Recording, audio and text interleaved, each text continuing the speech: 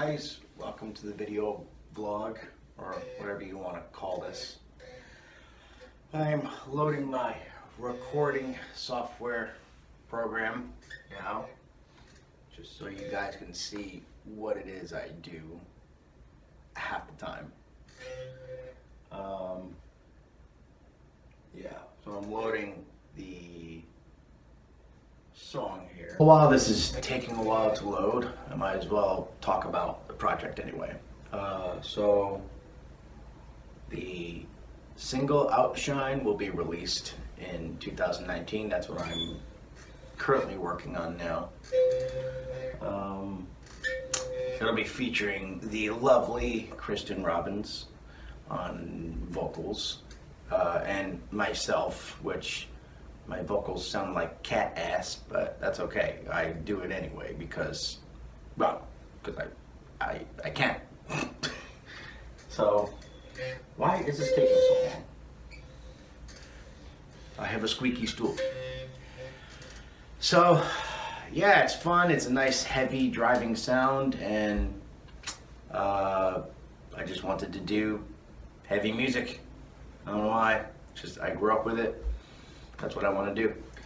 So, figured I would give you guys a heads up of, how I put this together and stuff. And I do it all myself. The only thing I don't do myself is I don't record the drum tracks myself. I go into Rockslide Studios in Andover and I record the drums there because Jimmy is amazing at sound production. So I'll probably master the record at his place, most likely.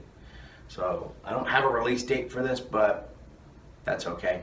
I'm not in a rush. So, this record's gonna be ready when it's gonna be ready. So, I don't know how many tunes are gonna be on it, but we shall see. So this week is vocal week for me. I'm recording the vocals, and I really hate recording vocals because, to be honest, I just don't like my voice, but I do it anyway.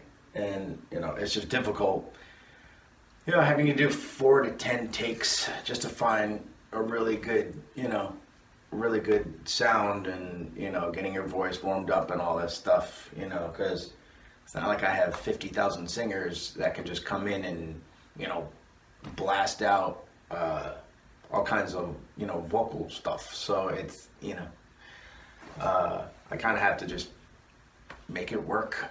So, I record the vocals myself, along with almost everything else. So,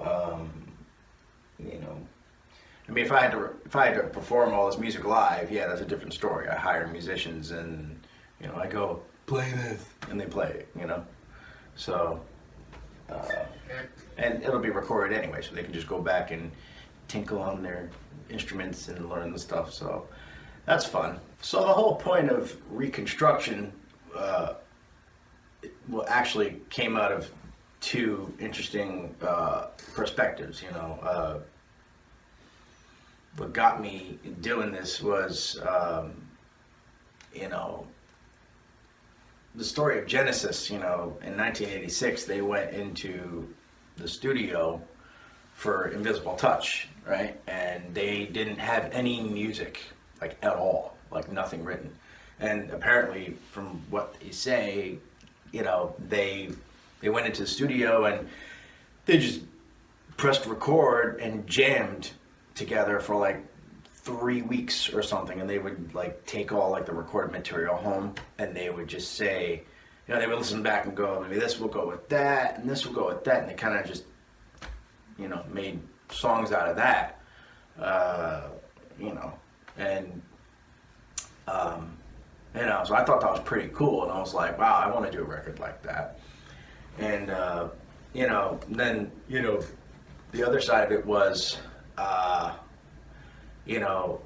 over the years I had formed music habits, maybe the way I play on piano or the way I play on guitar or something, and I thought, I don't want to go that route. So I figured a cool way to go about songwriting would be to take different like melodies or parts of different bands or music and completely, you know, rip it apart, reconstruct it and switch it around, and it would become a whole different animal. So, you know, because musically you could take anything and rip it to shreds and make it something completely different than what it originally is.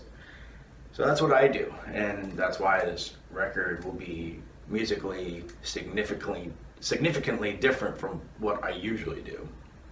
So, you know, there's nothing on this record that's like a cliche or habit for me. So, music-wise, it's very exciting.